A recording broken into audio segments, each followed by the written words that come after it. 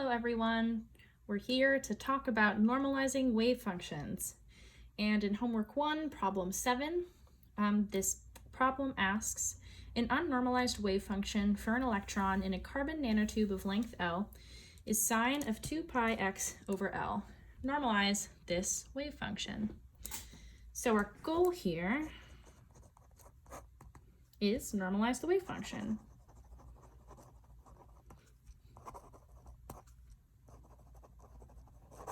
That's just fxn, abbreviate function. And we're given psi equals sine of 2 pi x over L. So relevant equations that we're going to need to do this. Well, the main one is the normalization integral.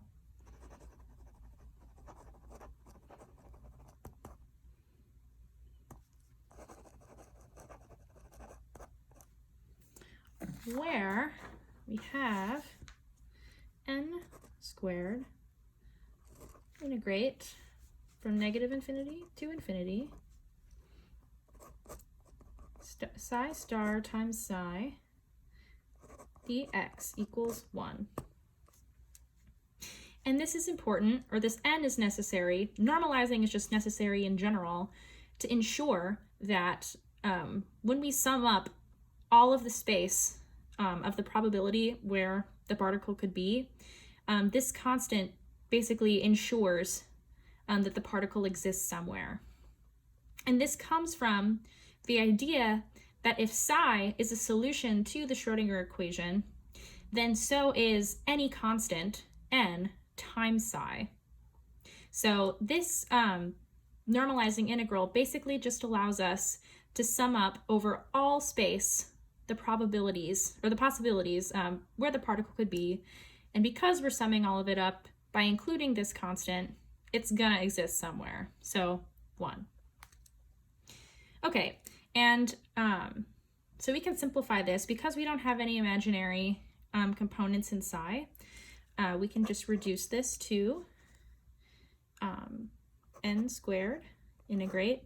And we're given bounds here, carbon nanotube of length L. So you start at 0 and you get to L of just psi squared dx equals 1. And plugging in psi, we get n squared from 0 to L sine squared 2 pi x over L. dx. Okay, now here's the problem. We can't actually integrate sine squared x, but we can use trig substitution to put in an equal factor to sine squared x that we actually can integrate. So we use here sine squared x equals 1 minus cosine of 2x divided by 2. This is integrable, this is not. So back over here, let's plug in the new quantity, n squared, integrate from 0 to L, 1 minus cosine of, I'll put the 2 inside, 2 times 2 pi x over L divide by 2, dx equals 1. Simplifying, we can pull out the 1/2, so we get n squared over 2, integrate from 0 to L, 1 minus cosine 4 pi x over L, dx equals 1. So now we can actually integrate, and we get, let's see if you can see this. Okay, yes. N squared over 2. Okay, good. So integrate 1, x, minus integrate cosine 4 pi x over L. We pull this out, denominator, integral of cosine is sine. So sine 4 pi x over L divided by 4 pi over L with the bounds from 0 to L equals 1.